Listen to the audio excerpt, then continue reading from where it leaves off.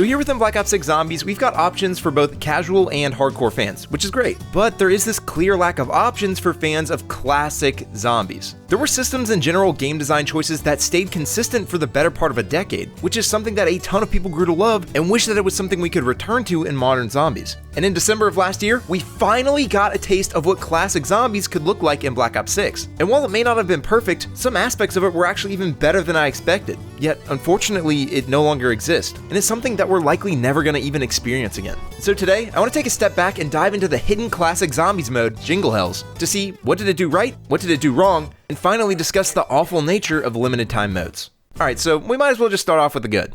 This actually looks way better than the original. The subtle snow particles falling from the sky, the Christmas lights strewn about everywhere, the snowman and other decorations scattered across the entire map, and even stuff like the frozen covered vista outside the map, it's just so much more visually pleasing. Like seriously, this shit rocks. It gives Liberty Falls the visual distinctiveness it deserved at launch. It genuinely brings up the visuals for me from like a 6 to like a 7 or an 8. Especially when those frozen rounds kick in, which we'll get to later. I mean, honestly, this is how I prefer the map would look by default. And this one is a huge one. Most, if not all of the Easter eggs are actually enabled. Now, this might sound like a no-brainer, but Treyarch has had a really weird history within their alternate modes or just kind of limited time variations of maps. They've always disabled most, if not all of the Easter eggs, side Easter eggs, and main quests. But here, pretty much everything is enabled. I couldn't find a single Easter egg that wasn't doable. As stuff like the Easter eggs, and mainly in the side Easter egg content, that's where a huge bulk of the stuff to do in a zombies map comes from. And so finally having that in modes like this, it's such a good change of pace. And honestly, just this mode, especially in the early game, just feels so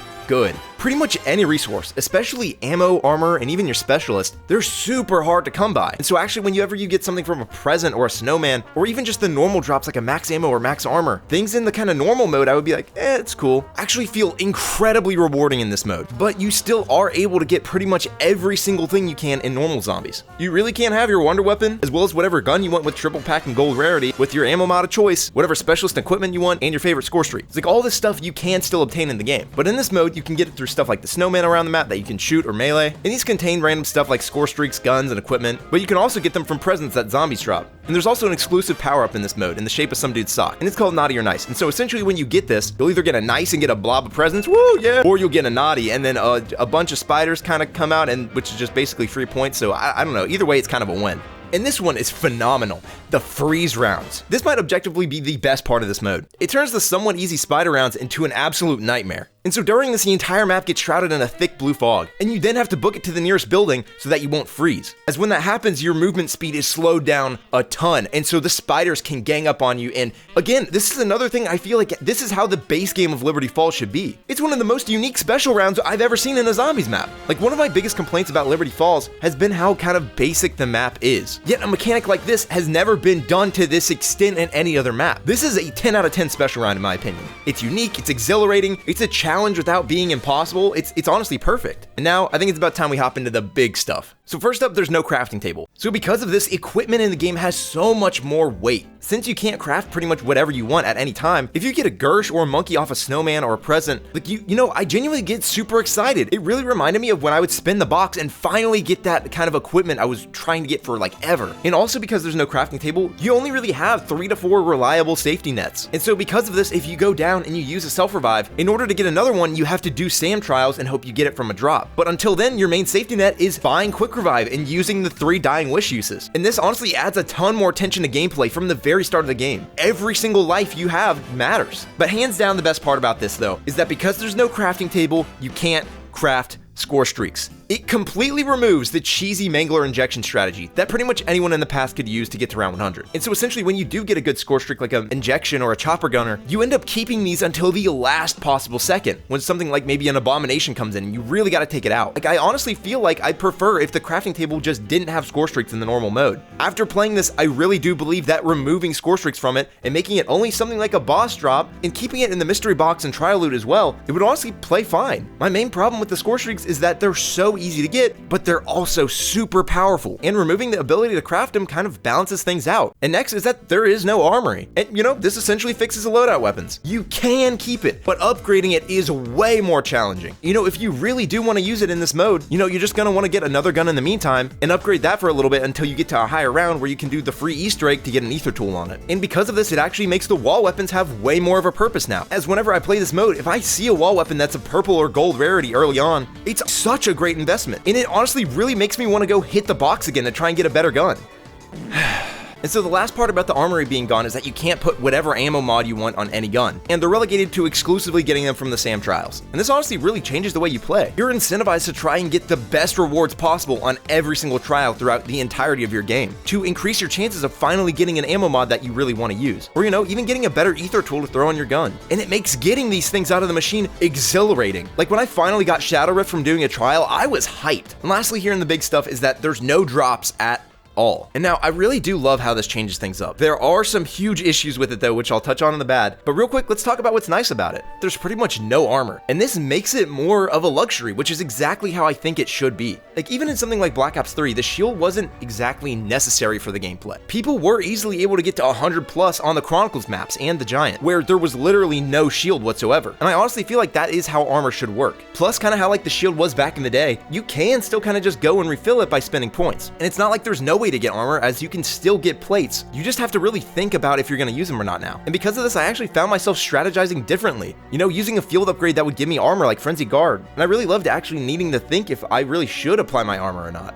If I only got one plate in reserve, I'm thinking, do I really even need to use this round, or should I try to make it through this round and collect a couple more to stock up for when a Mangler or an Abomination comes in, so that I'd have a little bit extra protection for that. It's little things like this that really got me falling in love with zombies in the first place. And the last thing is, as mentioned earlier, there's no equipment drops. So instead of going to the same crafting bench over and over again, if you want to stock up on more of your equipment, you kind of have to take a trip around the map. And it plays pretty good. It's just a fun way to kind of spice things up. But it's not all sunshine and rainbows. Like I said before, we've got some big issues here, and there might be enough of them to where it kind of ruins the mode a bit, even with how great some of the other changes might be. So let's get into the bad. So first off here, I want to talk about some stuff that I think objectively just sucks. Firstly, Vulture Aid is useless. The base ability does nothing, the augments do nothing, it's literally completely useless. All they had to do was make zombies not drop armor, points, or ammo until you buy the perk after round 25. Like that's even how it worked in Black Ops 2. Why not even just make it at least work like that? This honestly just seems like an oversight, and I was honestly pretty disappointed, as this might actually even help solve some of the issues we'll get to here in a second. And next is that the only ammo mods you can get from stuff like the snowman and presents is cryo freeze. I mean, I love how they're kind of hard to get in this mode, but honestly, even having one other way to kind of get a different ammo mod would have been a nice change, as almost everything else like score streaks, equipment, guns can be earned through kind of multiple ways. I get why they did it, because oh guys, it's Christmas, but gameplay wise I feel like it's just a bit boring only having one. And next is that you cannot save and quit. I've genuinely been having so much fun trying to go for high rounds on this mode, but because of this I'm constantly de-incentivized from ever doing it every single time I play the game. Like, why can we have a save and quit in directed mode,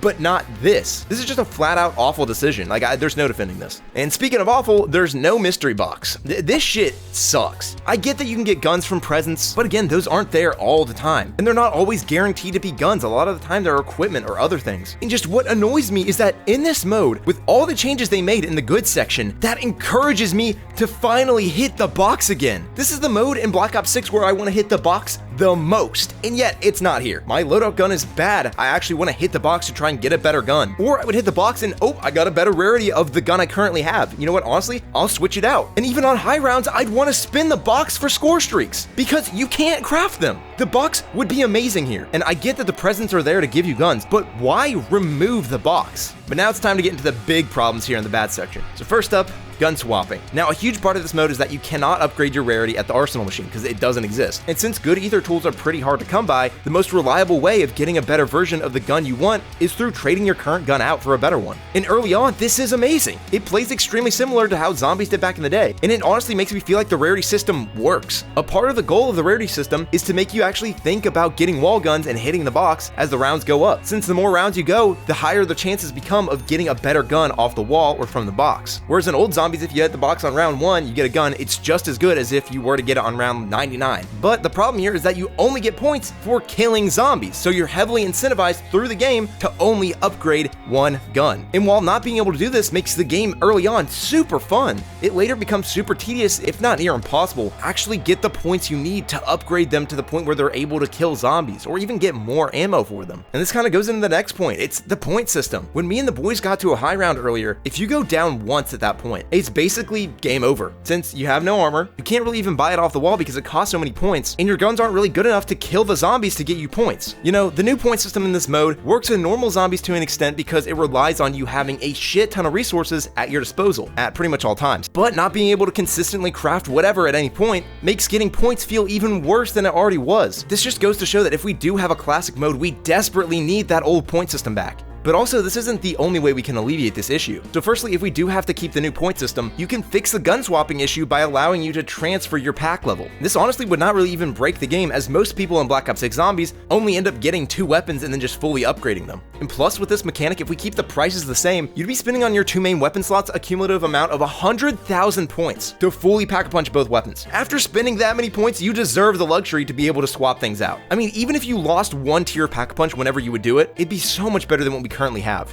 And there would still be a downside, as stuff like your ammo mods and rarity wouldn't transfer over. So it might not always be the right idea to trade something out. And again, if we do keep the new point system, we can make it less of an issue by adjusting the prices in a mode like this. You know, cutting the prices down on Pack-a-Punch to like 5,000, 10,000, and 15,000. You know, if they didn't go with the option of being able to swap out your pack level, I feel like this would help a ton. Due to these prices being more reasonable, more often than not, your guns would at least be doing enough damage to somewhat reliably kill the zombies to give you enough points. But I mean, that doesn't really matter though if you're constantly downing every second on those higher rounds. And what could help alleviate this would be, again, to adjust the points for the armor wall buy. I mean, 10,000 points to refill your armor is insane, especially in a mode like this. And changing this to something more reasonable would really help make those higher rounds a lot more doable. Because as the game works right now, armor is a requirement on those higher rounds due to the scaling zombie damage. And so speaking of which, that's my biggest problem. So many things about this mode feel so good early on, like the lack of drops, like no crafting table, no arsenal.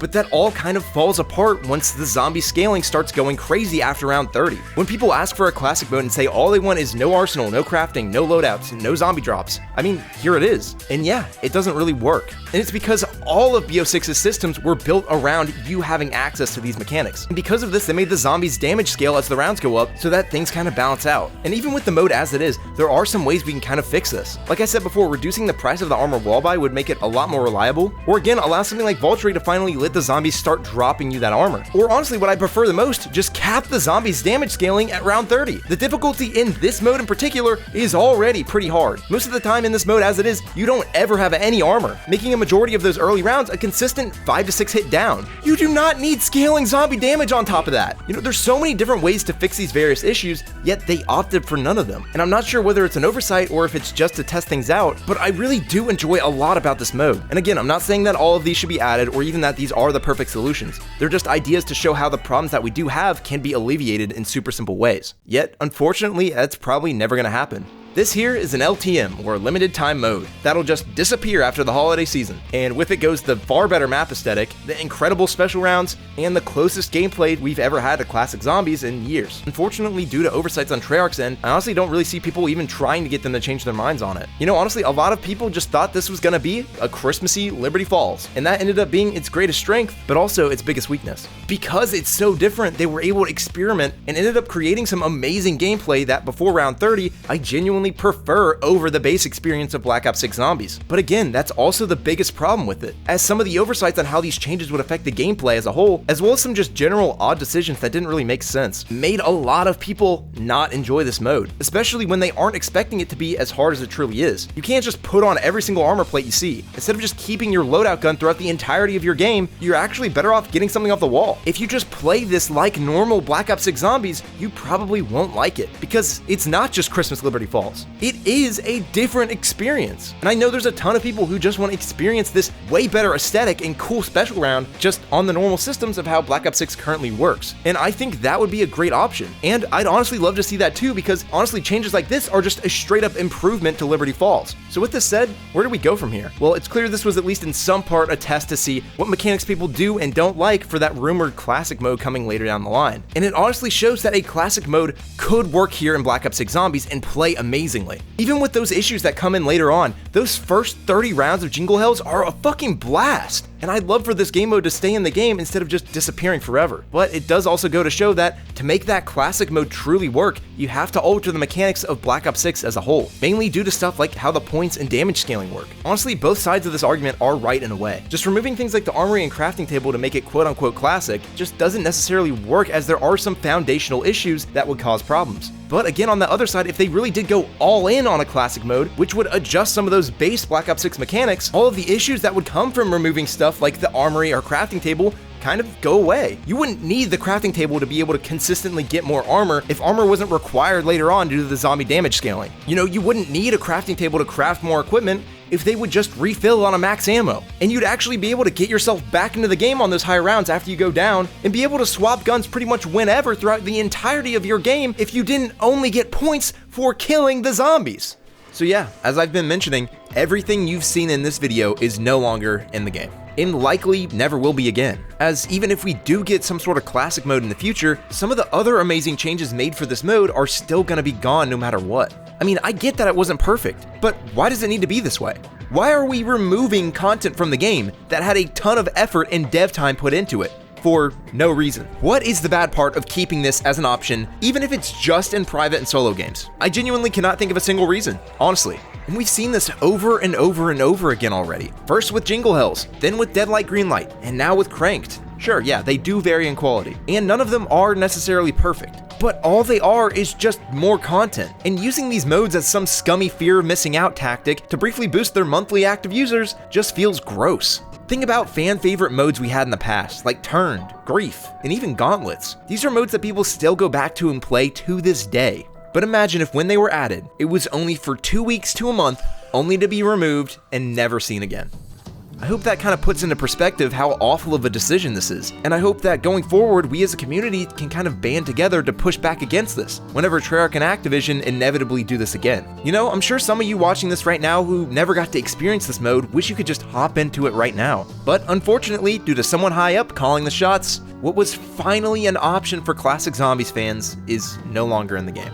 So I'm curious, what do you think about Jingle Hells? And taking everything in this video into account, what exactly would you want to see in a true classic Zombies mode here in Black Ops 6? Let me know down in the comments. And hey, if you enjoyed, why not subscribe for more or check out some of my other videos on screen now.